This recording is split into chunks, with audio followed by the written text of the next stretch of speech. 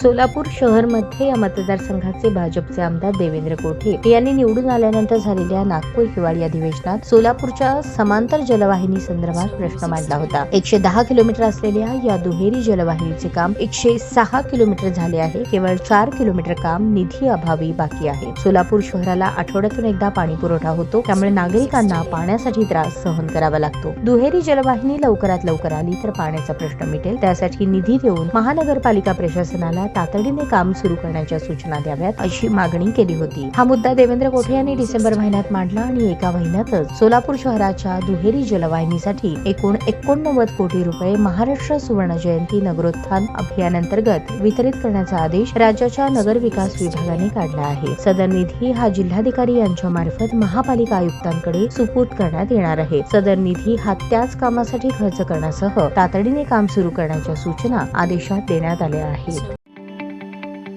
ताज्या बातम्या पाहण्यासाठी प्राईम महाराष्ट्र न्यूज चॅनलला सबस्क्राईब करा।